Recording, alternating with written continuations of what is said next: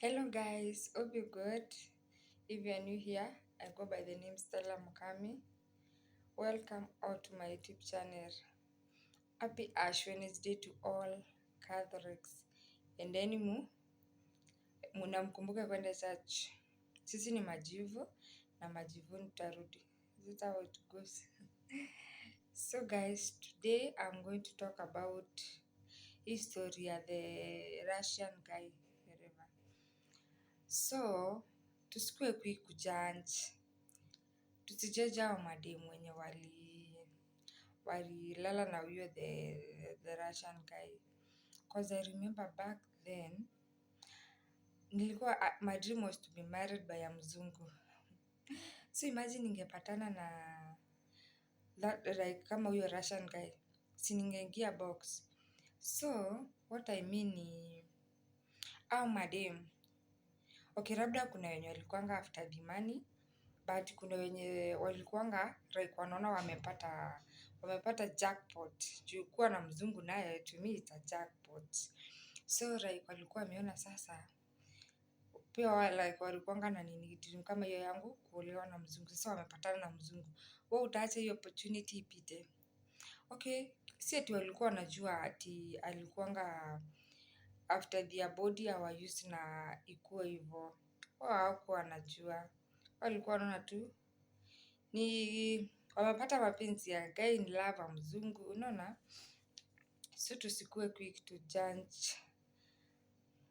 Yeah, that's what I can say. Kila mtu anakuanga na nini zake.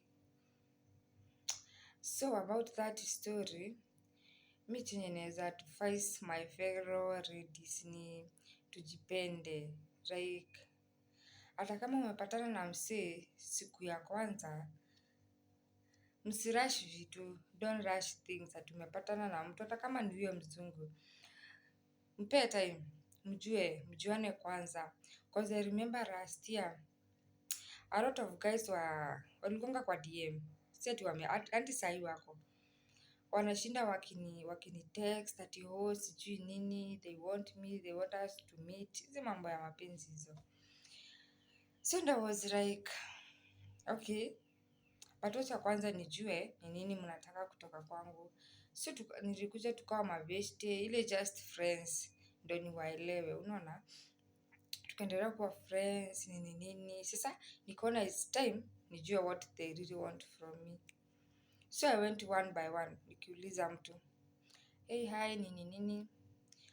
Mi nilikuwa naenda straight to the point bro, mi nataka kujua ukweli. So I'm like, what really do you want from me? Guess what? Answers zenye nilikuwa napata, they really disappointed me.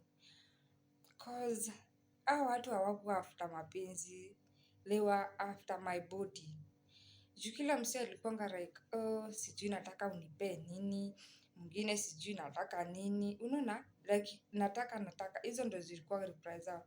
And I remember there is this certain guy mwenye alikuwa ananisumbua sana, and he told me like hata sijui nini nataka. I was like bro, umekuwa ukihit my DM for like 2 years na ujui ni nini unataka.